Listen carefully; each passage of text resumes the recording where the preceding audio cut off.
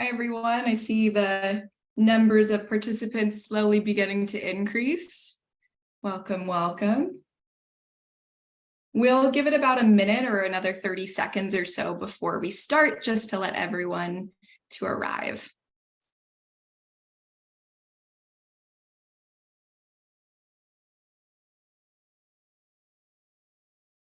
If you want to go ahead and start introducing yourself in the chat, that would be wonderful. So your name, organization, what corner of the world you're dialing in from, that would be great.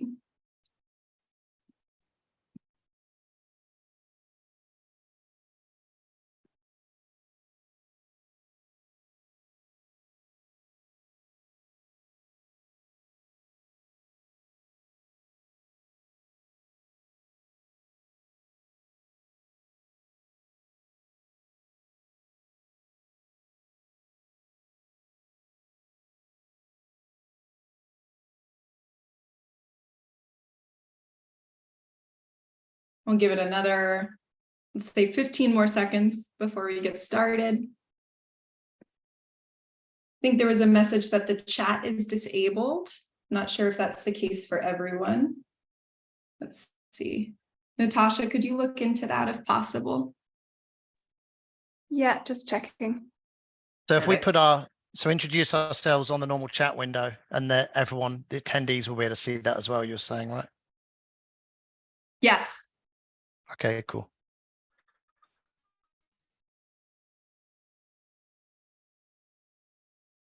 In the meantime, you can use the Q&A function as well to say where you're from.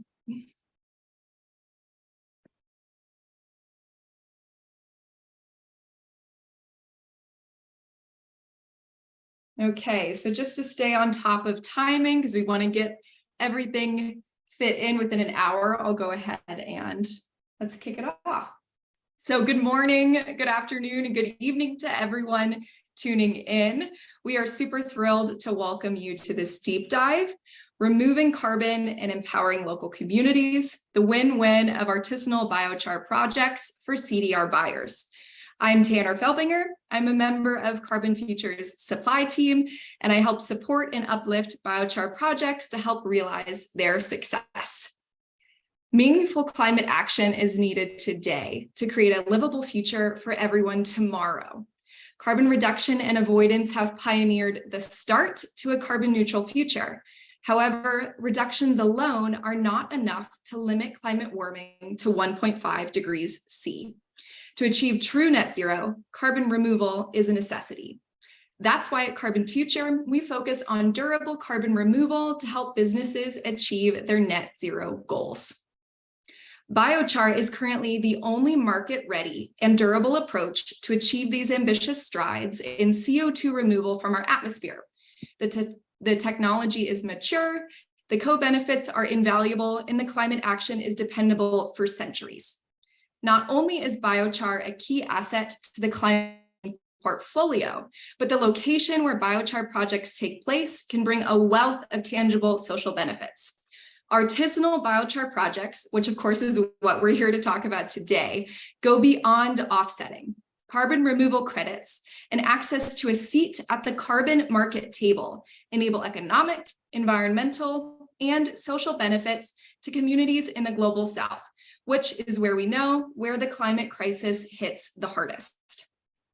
Carbonfuture offers the full digital traceability of CDR projects on our end-to-end monitoring, reporting, and verification platform, or MRV platform.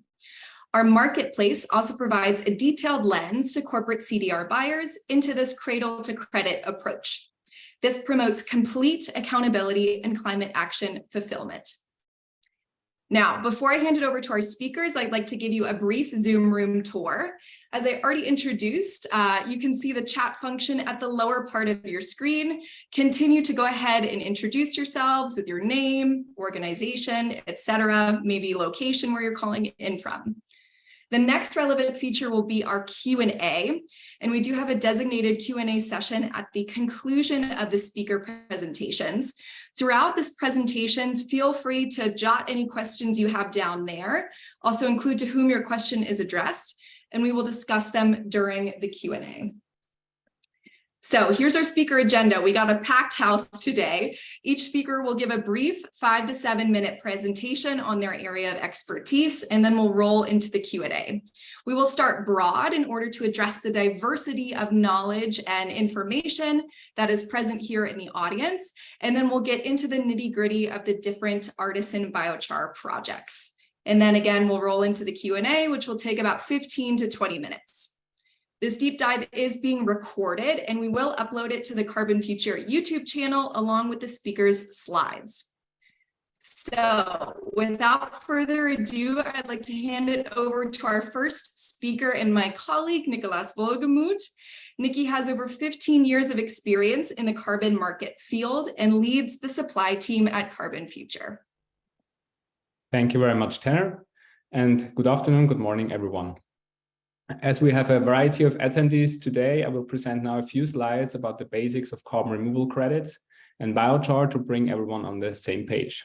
The next slide, please, Tanner. So corporates are defining their pathway towards net zero. The principle there is to reduce corporate emissions as much as possible, and then to balance the residual emissions which cannot be reduced anymore.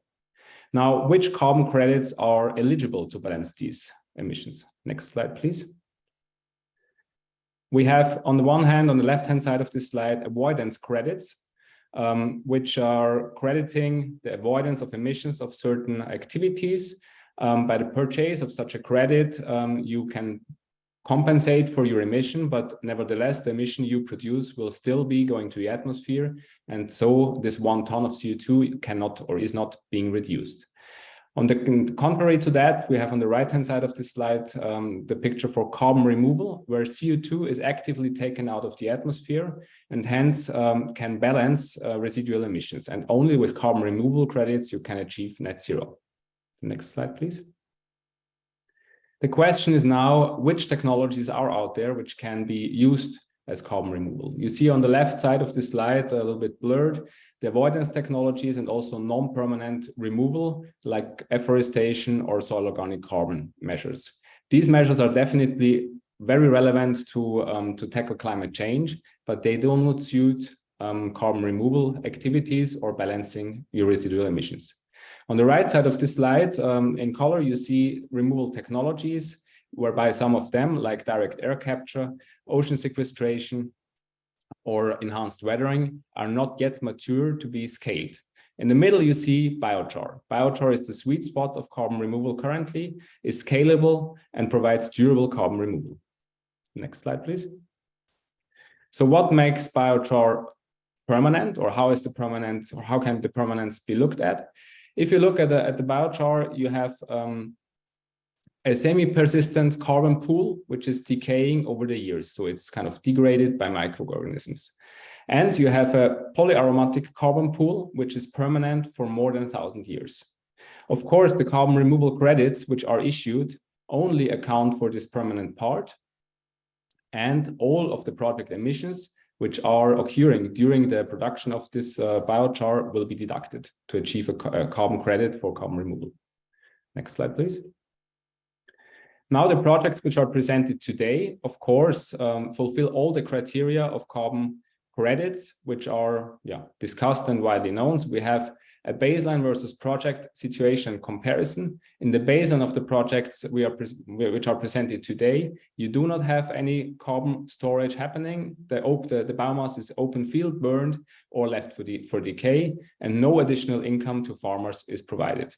In the project situation, biochar is created and the carbon is stored permanently in agricultural activities. Of course, the criterion of additionality is also fully respected. No direct revenues other than the carbon credits are going to these projects. The farmers get incentivized for their activities and the biochar they produce, and the biochar helps also to increase the climate resilience. Next slide, please. Now we are looking at the ecosystem, and we today have stakeholders of different parties in this ecosystem. So we have firstly representatives of standards and methodologies with the Ithaka Institute developing the methodology for artisanal carbon sea sinks. We have producers or suppliers of artisanal biochar projects, Biochar Life, Tembo, and the Dutch Carboneers. And we have the provider of a digital MRV system, which ensures the integrity of the carbon credits being issued, which is PlantVillage, and Carbonfuture as a marketplace. And in the audience, we hopefully have many buyers interested into these projects. With this and the next slide, I want to encourage you that to start climate action today. And would like to mention that the race to net zero will not be won on the last mile. We need to start climate action today. And with this, I hand back to Tanner. Thank you very much. Thank you, Nikki. We will now pass the baton to Joe Meyer. Joe is a researcher and consultant at the Ithaka Institute for Carbon Strategies. He has conducted extensive research on climate change impacts to agricultural systems and draws upon his field experience across 5 continents. So Joe, whenever you're ready, it's all yours. Thanks a lot, Tanner, for the nice introduction. Yeah, we want to kick this off with a short overview on the cornerstones of the global artisan C-Sync certification guideline and which key technical aspects this guideline is built on. It's a guideline particular for the certification of biochar-based carbon sinks, which were created through artisanal, that means non-industrial methods, in a rather decentral manner. The geographical scope of this particular certification guideline is limited to lower or lower middle income countries, according to the World Bank classification. This can be to some extent generalized to be applicable in the global south. Next slide, please. Since a few years already, we have certification schemes in place that certify industrialized biochar production from central big pyrolysis units. So one could ask the question, why does artisanal biochar production actually matters? And Nikki already explained to us that at the moment, biochar is the only scalable and readily available negative emission technology showing a high permanence. Such a solution is in the end a land-based solution because we rely on photosynthesis for the act of actually capturing the CO2 from the atmosphere. So at the very beginning is the land. And if we look at the land distribution, we must acknowledge that the largest share of our agricultural land is actually in stewardship from smallholder farmers. Depending on the region, this can be 60 to 90%. So if we are not implementing schemes that promote and certify and valorize biochar production from smallholder systems, we will lack the largest share of our CDR potential right from the beginning. Next slide, please. The artisan standard is organized as in a 3-party structure. Here at the top, you see the artisan, the biochar producing farmer, which is the key actor. We consider an artisan farmer someone who's producing less than 100 cubic meter of biochar per year. And such farmers can be grouped in networks up to 1,000 farmers. At the left bottom corner, you see the C-Sync manager. This must be a local organization being well established and present in the country where the biochar production is taking place. And these C-Sync managers, these organizations, they're responsible for training the artisans, for conducting on-site visits, the monitoring and the quality control. And in the end, it is the C-Sync manager who is audited and certified by the International Certification Agency, certifying agencies which are endorsed by Carbon Standard International, which is the organization holding and operating the carbon standard. Next slide, please. The guidelines, they regulate the obligations and responsibilities of these 3 parties, and that include multiple aspects from technological aspects, monitoring aspects, C-Sync calculation, emission compensation, but also benefit sharing, additionality or exclusivity of the credits. And we want to touch briefly on a few of the key technical aspects of this guideline now. Next slide, please. First of all, there is the pyrolysis technology. The artisan standard is targeting production from low-tech solution, as we could broadly define it. It is not exclusively specifying a particular technology that must be used, but the operating principle of the technology. And that should be a flame cap or flame curtain pyrolysis that enables the combustion of the wood gases released by the process. You must have this combustion of pyrogases in place to have a favorable emission balance in place in the end.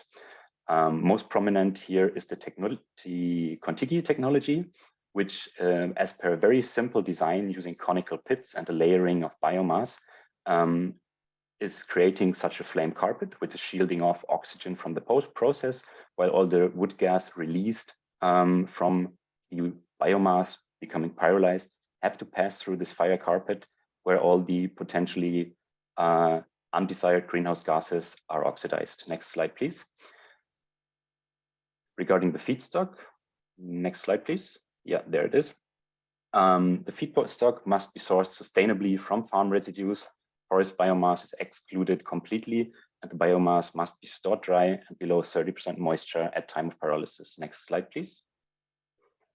Important is that it's not the technology you can certify. You must also certify along with the technology the qualified operator.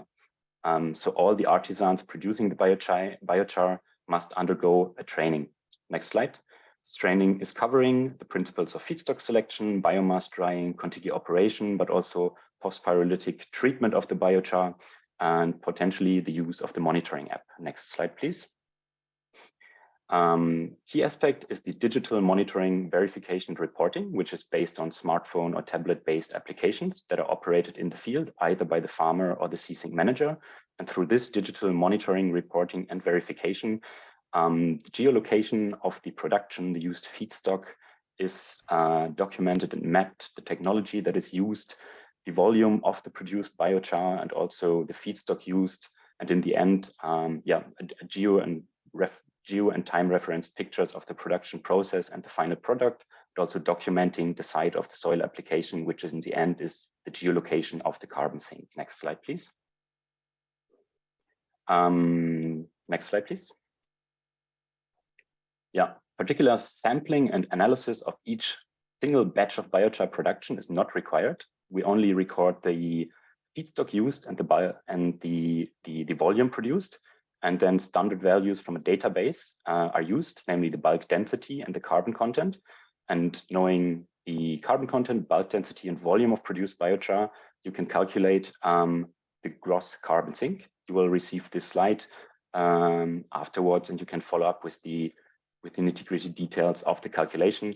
At the end of the calculation of the gross carbon sink, there are some carbon expenditures deducted through a safety margin, and also another margin levied to account for the label part of the biochar Nikki mentioned in the beginning. And at the end, you have a very robust calculation of the net carbon sink produced through artisanal methods. And yeah, this carbon sinks can be traded globally on the voluntary market, with the farmers receiving direct cash benefits through mobile money transfer. Next slide, please. The very last technical aspect, key aspect, is the compensation of methane emissions. That is something many people point to. There are minor but relevant quantities of methane released through the process, and these need to be compensated for. This is, as per the artisan standard, is possible either through avoidance, if there are emission avoided that would occur in the baseline scenario, for example, through open field burning, but after a transition period of 10 years, then the new practice would become the common practice. Carbon sink managers and ceasing farmers must take care for an active compensation of these methane emissions, for example, through tree planting. This was a very fast run through the key aspects. Next slide, please. All the details you find online here. Thanks a lot. Perfect. Thank you, Joe. That was a really awesome background on the technical necessities and the standard. So our next speakers are Mart de Bruin and Berend de Haas from Dutch Carboneers. Mart and Berend co-founded Dutch Carboneers, which is a startup that realizes and enables artisan biochar project success. They currently manage an artisan project in Odisha, India.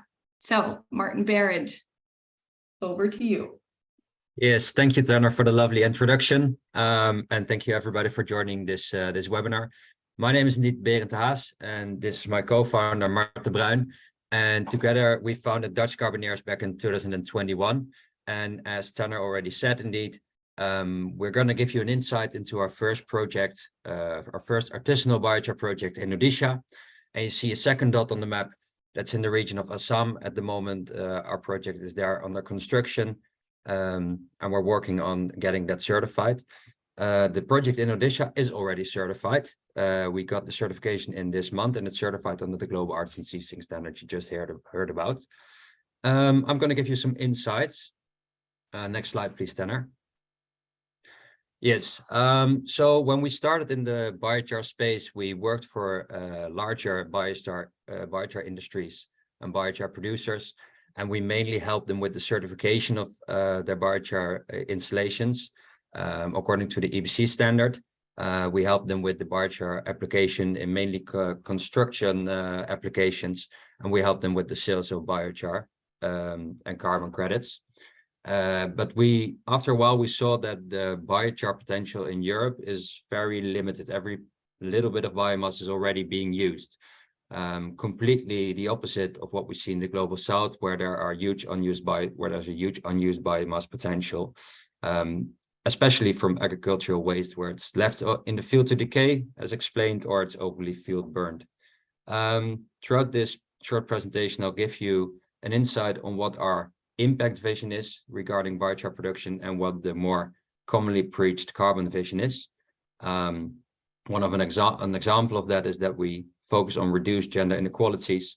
And in the end, I'll explain you how important partnerships are for us, both on the supply and the demand side.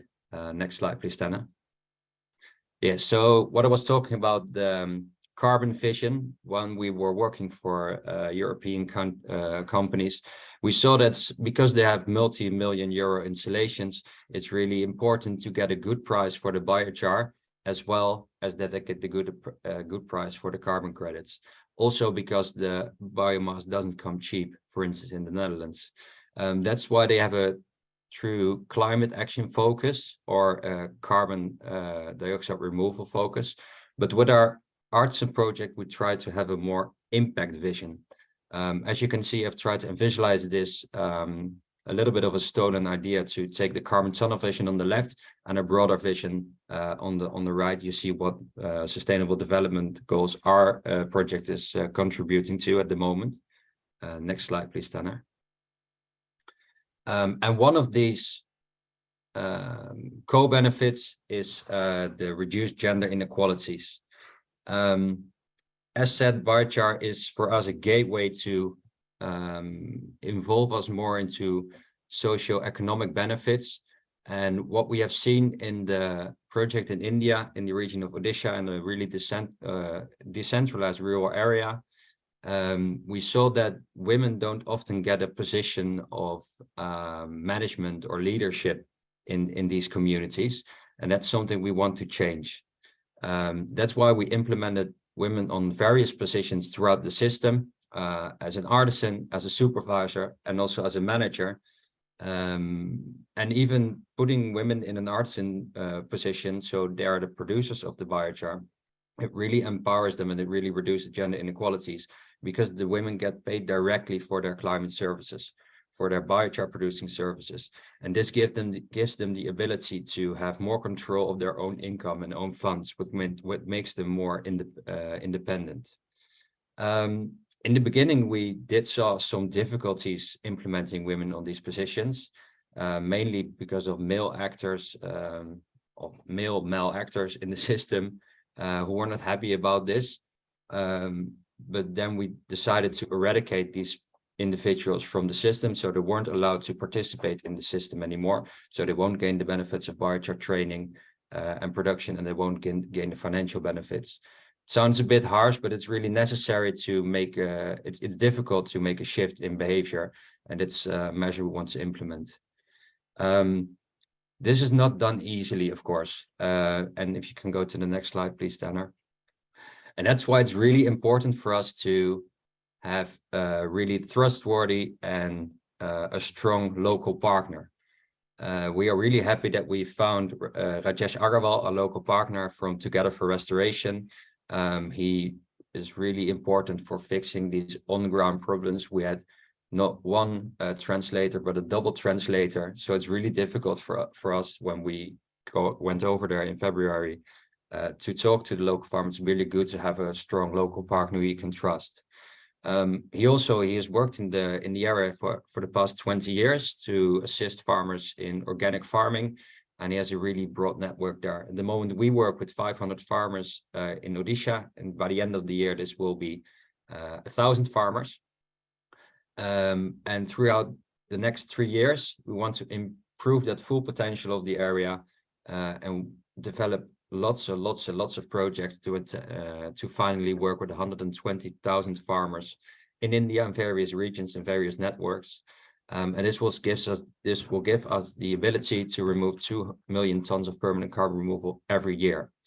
So the supply side is really well thought out. However, the demand side is at the moment that's biting us in the ass.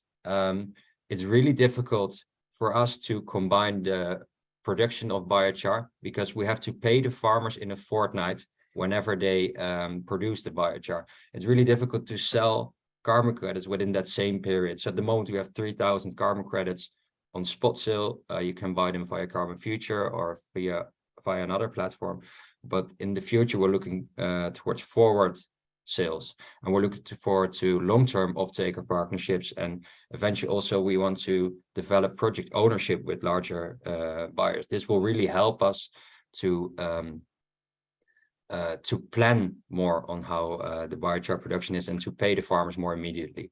And also after a while, we want to enable insetting for companies in the supply in the food and beverage industry when it happens in their supply chain. Next slide, please, Tanner.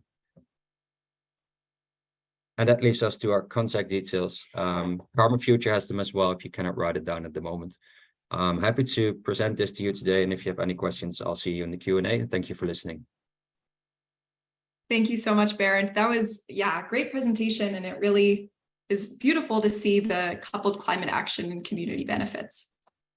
We will now transition to Tembo, represented by Paul Czekalowski and Humphrey Maldini. Paul brings over 20 years of experience in financial management planning to his role at Tembo. Humphrey has worked as a hydropower development engineer at Tembo since 2013 and currently sits as its managing director.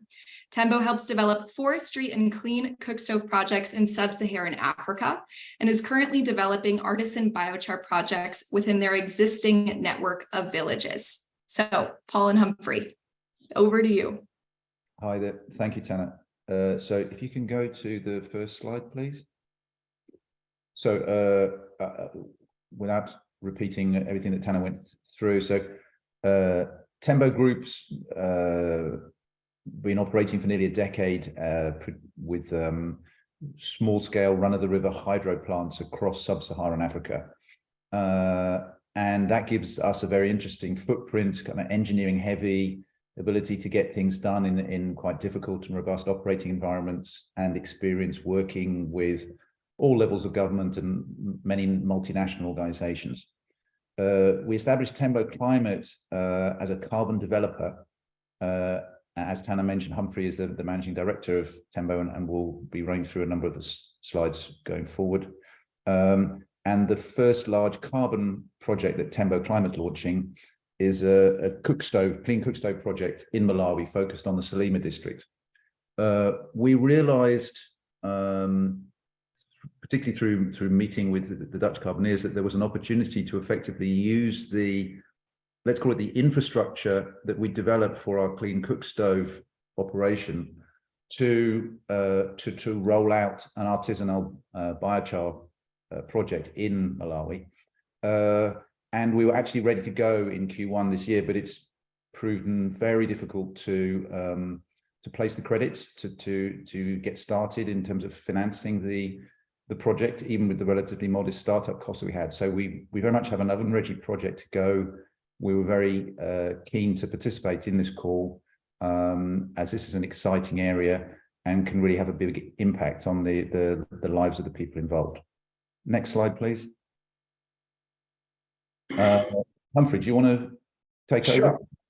Thank you, everyone. As Paul has said, we've been working in a couple of projects, and one of our most interesting projects under Tembo Climate is the cookstove project, which we started in the central district of Malawi. And you know very well that Malawi is one of the poorest and most deforested countries in sub-Saharan Africa, with only 2% forest cover. The 98% is purely a desert. And the population there is growing rapidly. And the district we started with is 500,000 people, and mostly smallholder farmers. Next slide, please. And after we had launched our large-scale clean cookstove project, to achieve this, we had to develop a network of workers and supervisors in each and every region so that we can be able to reach to all the women in each and every village we are working with.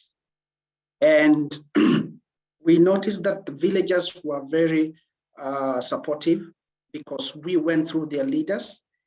And one of the reasons why we had to push through the cookstove project, you know very well, is to reduce the time going to trek to get firewood, children having enough time for their homework.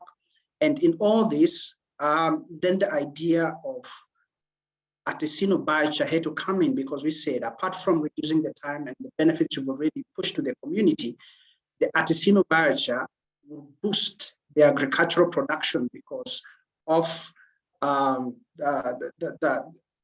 good and the expensive artificial fertilizer that cannot be found. We can now be able to substitute with artisanal biochar products that we've made. Now, these two projects, we noticed that they can go hand in hand because we've already now built up a network. We don't need to reinvent the wheel. It's a matter of just adding a layer of artisanal biochar to the already network and the already working mechanism with the community within Salima district. Next slide, please. And just to give you an overview of what happens in Malawi is that their main food is maize, and they harvest between May and June. Now, after they harvest, they have to clear the fields quickly so that they now have the second harvest that comes between August, you know, and September when the rains come. And for them to do this, all they have to do then, after they have harvested, they have to set the whole field on fire because they do not have the time to slash and clear the wood, to clear the field. So the only thing that happens now, they have to set it on fire. And you can see two photos there. On the left, those are stalks of maize that have just been harvested. And then on the right, after they have harvested now, they have set everything on fire so that they can let it ready for the next harvest. Next slide, please.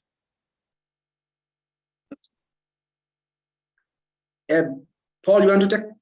Yeah, just in the interest of time, I'll go through these points quite quickly. And I think some of them have been touched on by Ithaka already, but because Tembo is also present in what I would call industrial biochar production, we can see very clearly the differences and let's call it the potential of the two different mechanisms. So you really need to tick a lot of boxes to have a successful industrial biochar project. You need a high-grade feedstock with low moisture content in a concentrated catchment area, and you really need it to be available year-round in order to operate your machinery. So we know this very well. What we can say and that's because of the capex that you've got to put in to make the project work. Whereas here with Artisanal Biochar project, the capex is almost zero. You're not moving the feedstock any material distance because you're basically manufacturing the biochar in place. And so you can handle a much broader range of feedstocks and opportunities. Next slide, please. I won't try and go through this, just to say that, if you like, the slide almost speaks for itself. Many opportunities which wouldn't make sense for industrial biochar are perfectly possible for artisanal biochar. And I'm happy to go into that in more detail on a call with anyone who wants to talk about it in more detail. Next slide, please. And Humphrey, do you just want to finish off by talking about the tree planting? Yeah, sure. As one of the presenters has said, we need to compensate the excess emission that are released during biochar production. I'm so sorry to cut you off. We're at our 7-minute mark. This is something that we can also cover in the Q&A as well. Okay. Thank you so much, Paul and Humphrey. Oh, thank you. We will now go to present with Biochar Life, represented by Jason Heiberger, Matt Rickard, and Om Kwan Priyam Suskri. Jason is the CEO of Biochar Life. He'll be joining for the Q&A, and Om and Matt will lead the presentation now. Matt works as the Director of Strategic Partnerships for Biochar Life, and Om is Thailand's Country Manager. Biochar Life is an impact venture of warm heart worldwide and brings over 10 years of experience in the artisan project field. So, Om and Matt. Thank you, Tanner, and good morning, afternoon, evening to everyone, wherever you are at the moment. So, yeah, if you can just go to the first slide, Tanner. Thanks. Oh, sorry, next slide. Great, thanks. I'm just going to do a quick intro and I'll hand over to Om. But yeah, Biochar Life, we're a public benefit corporation that was set up just last year to provide smallholder farmers with access to the global carbon markets. We partner with these farmers to produce biochar because it's a process that means they can earn additional income, improve health, increase their crop yields, and of course, bring the climate benefits that are obvious with this process. But we're not new to biochar. We're fully owned by a non-profit, Warm Heart Worldwide, who've been training farmers for more than 10 years in the benefits of biochar, in particular to create it rather than open burning the fields at the end of crops. Our teams also work with the Ithaka Institute to develop the global artisan guidelines that we looked at today. And today we have networks of farmers and verifiers in countries throughout Africa and Southeast Asia. In the last 6 months, our farmer networks have sequestered over 7,000 tons of carbon, which is really just the beginning. And, you know, there's an unlimited number, literally, of these smallholder farmers we can work with as, you know, buyers come into the market. We're an environmental mission, but we lead very much with social impact. And to date, more than $300,000 has been distributed back to farmers, local teams, and communities as results of the proceeds from those ceasing sales. We also have a strategic partnership with Dr. David Hughes, who'll be speaking next, and that's a key part of our operational model. So being able to link with Carbon for Good and PlantVillage ensures we can scale effectively and increase our production, and also access technologies such as PlantVillage's Nuru app, which I'm sure David and his team will be talking about. But I'm going to hand over to Om. She's our country manager for Thailand and has years more experience, around 10 or 12, working with farmers and with biochar. So if you can go on to the next slide, please, Tanner.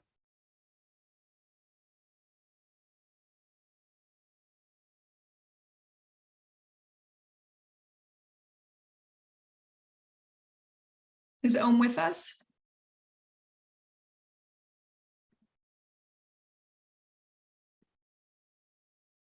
She was. Hang on. Yeah, she was. Let's see. Om, are you there? There you are. Oh, thank you. There you go. Cool. My internet just got out on time. Okay, anyway.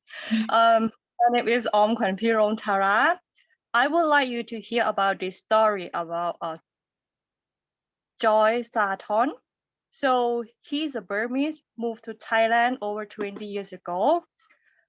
He don't have the right to own the land, to buy a house, and he rent the land to do farming, to generate some income and to feed the household.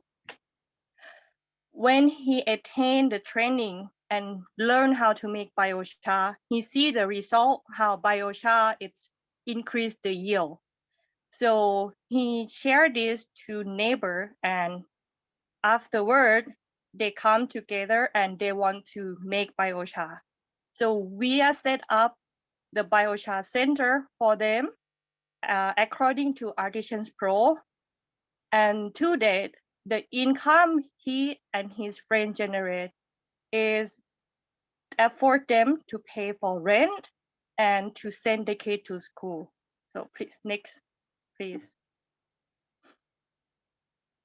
Yeah, this is the voice I hear from farmers over and over about how happy they are when they have more source of income to send their kid to school, when they are able to buy food and feed the family. And also they see value of the work they do to be part of these mechanisms to fight back with the climate and It's totally climate actions. Next, please. So the impact and core benefit is not just one aspect or one perspective. Economic, environmental, health, equality, all of these, under SDG.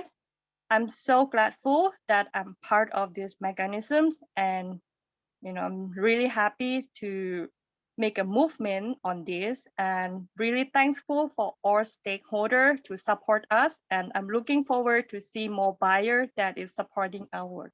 Thank you. Thank you, Om and Matt. That, yeah, it's really powerful stuff of what biochar can do for these communities. So our last presentation today will be from Dr. David Hughes and Chelsea Acolyte of PlantVillage. David is the the founder of PlantVillage and sits as the chair of global food security at Penn State University. David's work at PlantVillage helps smallholder farmers implement digital solutions to ensure regional food security, financial stability, and mitigate the impacts of climate change. And Chelsea has her boots on the ground implementing these digital solutions. So whenever you are ready, and I believe you are sharing your own slides, so you should be able to go ahead and take ownership of the screen. Not yet. You have to stop sharing. Great. Thank you so much. Hi, folks. Pleasure to be here. So we just want to give you an insight into PlantVillage, which has been mentioned already. So PlantVillage does a lot of different things. It works for the United Nations. It works for USAID, Norwegian government, various African governments. It operates in 60 countries and 30 languages. It reaches 14 million people a week. But for the purposes of this talk, it's one of the leading contenders for the 100 million prize for carbon removal, both for monitoring, reporting, and verification that we heard about, as well as the milestone prize. So our idea is rather simple. It's already been done before. Take a fallow asset and add the phone to make money. Take the car, add the phone to make Uber, the largest taxi company in the world, an empty room, a phone to make the largest hotel company in the world. Our idea, as we've been hearing today, is take fallow land, add carbon to make, in this case, Carbon for Good, a for-profit enterprise, or Biochar Life to really scale it up from the 600 farmers Matt mentioned to 14 million or well beyond that. So we can do that because for 10 years now, we've been pushing forward advanced technologies into the hands of smallholder farmers like Rosalind Okoche here in the foreground, who's helping her neighbor, Emiliana, diagnose a crop disease, in this case, cassava mosaic disease. So we've been patiently doing this with over 200 young people now in the field who are the dream team, and they're able to get people who live in essentially an analog world to use advanced AI systems, in this case, a convolutional neural network, but it's also linked to cloud systems, but essentially using this supercomputer. This is a phone that has more computing power inside it than the computers that put man on the moon.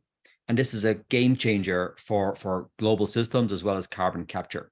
And here's an example of one of those farmers, that Evelyn Wafula, who's a lead farmer like Rosalind, and Chelsea can speak to this and her acceptance of this technology. Chelsea. Okay, thank you, David. So for Evelyn, her daily routine in PlantVillage mostly is the use of the PlantVillage Neuro app. She uses it mostly to conduct crops. She's very conversant and very comfortable with using the app. She also uses the app she can access market information, weather forecast, and she also, most importantly, she uses the app the phone to make transactions via M-Pesa. That is what we call it here. So mobile money. She has these casuals, they're the young people she engages in biochar production. So she uses the phone to make payments to the casuals on a daily basis. And also she uses the app to record biochar production, biochar mixing, and conduct surveys. And most importantly, she's a trainer of trainees. So the knowledge that he has, she transfers it to the community by teaching others. Thank you, David. Thank you, Chelsea. And there's a fundamental problem between me giving Evelyn, I've met Evelyn, the phone, or Chelsea. So Chelsea and the other over 200 young people we employ are literally the sons and daughters of farmers. And so they have this implicit trust relationship. So we heard from the Dutch carboneers some of the challenges of double translation systems. We don't have that because we employ local young people. So let's just kind of jump into what the platform looks like. So this is cassava disease reports for the last couple of months across Africa. I hope you can see now the PlantVillage page. Let me know if you can't. And this is one for another part, which is other crops. This is the system being used across UNFAO and so on. So we have an existing platform, and because of that, we can use it for biochar. So we've raised over $33 million in PlantVillage in the last 10 years. So we can use it for a variety of purposes. In this case, we're using it for carbon. So here we can use the platform to look into how carbon is being made. We can zoom into it. So we have that critical GPS coordinate that Ithaka Institute mentioned. And the system cannot be changed. You can't add a photo from your gallery. You have to take a photograph in the field, in this case of a Kontiki kiln, and the photograph is geotagged. So we have distance from the system where it's being made. And then we also have, this is in Burkina Faso, we have this system where people can see where the photograph is being taken. And we can also then send messages to people on some of the issues that we have. So in this case, we have a message that I sent at the start of the webinar and Ohm has replied to. And so because all the images are geotagged, we can see how far away things are from the location where things are happening. We can also then look at the system whereby we mix the biochar with manure, for example, or we're also going to look at the use of it where we're putting it into the ground. And again, everything is geotagged in order that we can see the records as they come in. And then we can then look between the biochar used and the mixing survey that already happened as well. So the purpose here is that we have a chain of custody. Each photograph is geotagged, time-stamped, and then followed throughout the entire process. And then that then goes off to, for example, Biochar Life. Ohm would verify that, or maybe Carbon Standard International would verify that, or Joe from Ithaka Institute would have access to it, or Carbonfuture would have access to it. And because multiple people are looking at this, the end buyer, Microsoft, for example, has a chain of custody. So the more people with eyes on the problem, the better the situation performs. Now, ultimately, we want to get to a situation where we have direct selling, because of course, that's going to increase the amount of profits that go to farmers, and we could all agree that that's a very beneficial thing. But just like you're not phoning up for a taxi, those of us who are old enough to have remembered a life when you used to phone up for a taxi and wait out in the cold until one came, you just sit there on your phone and you get the Uber app. You should be able to offset your credits in the future for the Starbucks coffee you have from using the app. So the system is beginning on a good foundation of PlantVillage, and it's just going to get better. But the only way it can do that is via customers like yourself who provide that feedback. So both us and Biochar Life, Carbonfuture, I assume, Ithaka Institute, and Dutch Carboneers are all really happy to have that feedback. Thank you so much indeed for your time and attention. Thank you so much, David and Chelsea. That was wonderful and so great to get an inside look into that platform. So before we transition officially to our Q&A, because that has been the conclusion of the speaker presentation, so wonderful, wonderful to each of you for presenting. Thank you very much. We are going to transition to a Menti poll. For those of you who have not used Menti before, they're more fun than the Zoom polls, but it accomplishes the same thing. So there's a question here on your screen, and you can access the answers to it, or rather where you can record your answers, either by taking your phone and scanning the QR code with your camera, or you can follow this link, just click it directly here on this slide. That will take you to Menti, where then you can answer this question. And I just want to gauge your opinion here and get that immediate instantaneous feedback. So in a few words or less, what is your main takeaway from these presentations? What did you learn that augmented your understanding of these projects? So again, scan the QR code or click the link. And then once everyone has done that, and I believe we will also put that link in the chat. If you do have the Menti app, you can also use this code So there's a couple different ways to access this. And I will transition now to our answers. Let's see. Here we go. Can you see my screen? No.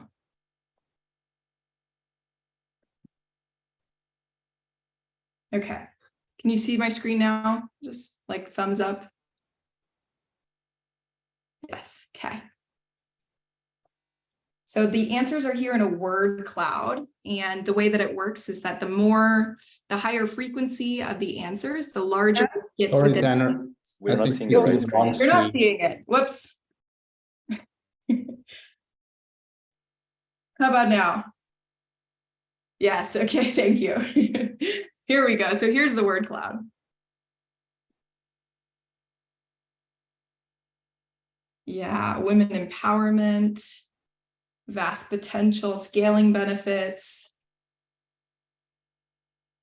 Yeah. Biochar is high quality. Great. Thank you. So we will leave this poll open for the next couple of minutes, but now it is time for our Q&A.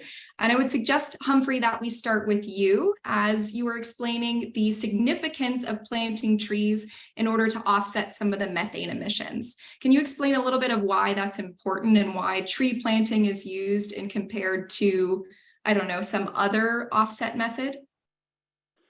Yeah, thank you so much. Now, working with community, you realize that these are the people whom you need to explain this particular technology to them. So you need to work with something they are familiar with. Now, a place like Malawi, where they grow a type of tree that takes about 10 to 15 years, where now they can harvest the leaves, they can harvest the berries, is Moringa. Moringa is a local tree that everybody grows. So we chose that particular route because we knew, number one, that tree is going to be there for at least 10 years, which is the required at least minimum period of time. Number two, it has economic benefits from them, and they are able to really take care of that particular tree until it is 10, 15, or 20 years. And then also, number three, it is something that is already being practiced. So it's a matter of supporting them and working with what they already know, not introducing a new thing. Thank you. Yep.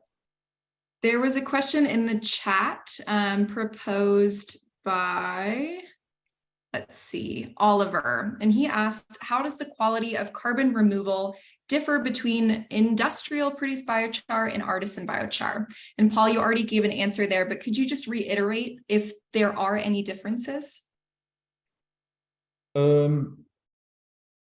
So what I said to Oliver, and again, it's something where we're experienced in the sense that we're involved in both industrial and artisanal biochar. You need to think about it, an industrial biochar machine as a sort of, at the heart of it, there's a very large metal containment reactor where the biochar reaction is going on. Okay, so production of biochar is basically heating in the absence or near absence of air. Okay, if you heat the carbon with air, you get carbon dioxide. If you heat in the absence of air, then you get a large amount of biochar produced plus ash, but you also get exhaust gases given off, depending on the sort of exact nature of the process, so methane and carbon monoxide.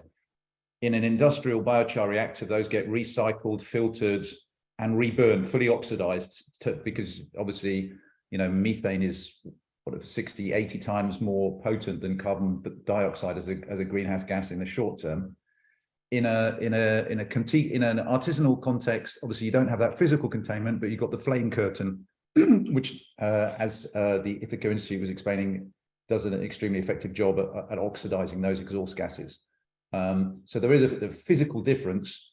I think the scaling benefit or the scaling potential of artisanal biochar, which I was referring to, if you look at kind of the other end of the telescope, because again, we're on both sides of the equation, you really need a very rare combination of circumstances to be in place to have all the factors together to tick all the boxes for an industrial biochar operation. Okay, you need, as I said, you know, the seasonality, the availability of the biochar. You need good roads. You need electricity, etc., etc., etc. For artisanal biochar, you can do it pretty much anywhere because you're not reliant on road transport. You're not reliant on large amounts of capex. It doesn't matter if you're only producing the biochar 2, 3, 4 weeks a year. It's fine because it becomes then a natural part of the cycle. That would obviously be disastrous to an industrial biochar operation, which relies basically on constant year-round operation. Thank you. We had a couple questions that were submitted in the registration, and this one I think is really interesting, and it highlights into the decentralized nature and how we can keep that centralized. Yeah, Jason, actually, did you have a question? I would just like to follow up to Paul's comment, just from a quality of biochar. I think that there are certainly a couple of elements to that. You know, for carbon removal perspective, we have seen, you know, some pretty high yields of the carbon that's stored. So like Ohm, for example, just recently sent a sample that was made in a soil pit using corn cob that had 80% carbon content. That was an EBC accredited lab, by the way. So, you know, high quality biochar from a carbon removal, but also as a soil amendment and fertilizer. So, and David could speak more to this from an agricultural perspective, but, you know, the fertilizer potential, the crop yield potential specifically that we see with, you know, biochar that's made from artisan processes is quite substantial. So just to add to the type of quality biochar that we're making, it is quite high. Wonderful. That actually addresses the question I was going to propose. So there is one that came in to Dutch Carboneers, and that is the target or percentage of total funding that's allocated to the farmers. So Martin Barron, could you just elaborate on what the trickle down effects to these smallholder farmers are? Yeah, good question. We always put it on in our slide deck as well to have a financial pie chart. And of course, when the volumes are somewhat lower, the amount of money that can go to the project are relatively lower. But right now, depending on volumes and price, we aim to do at least 50%, but it can go up to 75% of the common credit revenue that goes to the project itself. And when we go to really high volumes, then you can cross the border of 75, 80%. Almost to 100%, right? That's I think a key element, and I think that's also where the app of PlantVillage also come in, is to make it as fluent as possible with not too much intermediaries. And in that case, I think it's almost possible to go to 100%. But right now, it's around 60-70% of the revenue that goes to India in our case. David, did you want to elaborate on that?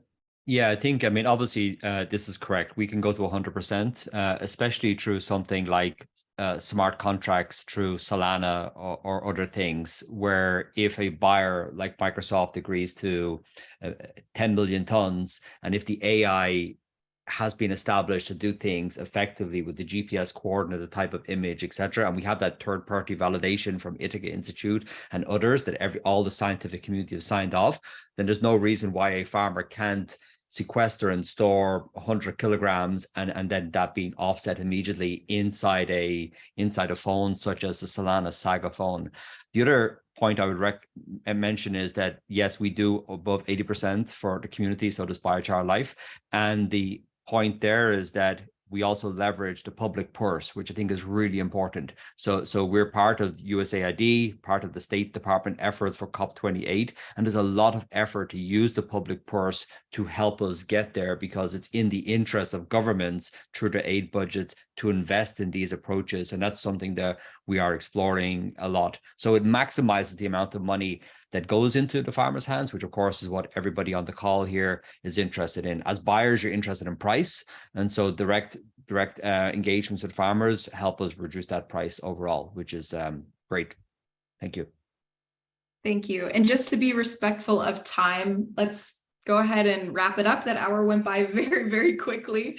And just to reiterate and summarize in 3 main takeaways that I think is most important for the audience to take away, and is that the technology, methodology, and DMRV that these projects have, they provide that layer of trust and transparency to ensure and achieve the climate action.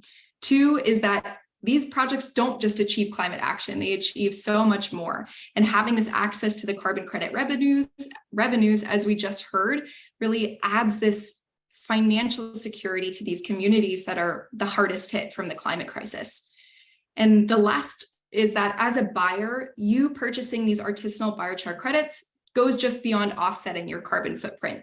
Your involvement is pivotal to manifest these projects, and it really provides them the means to scale.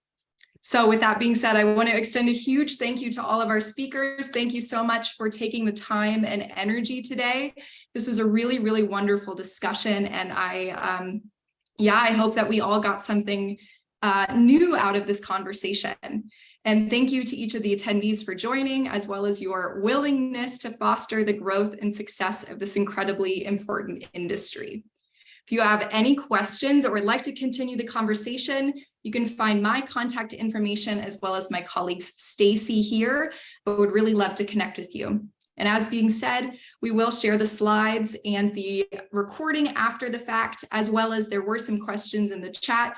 We will answer those in a follow-up email. Thank you everyone so much. Have a lovely, lovely rest of your day. Thank you. Thank you very much. Bye-bye, everyone. So much.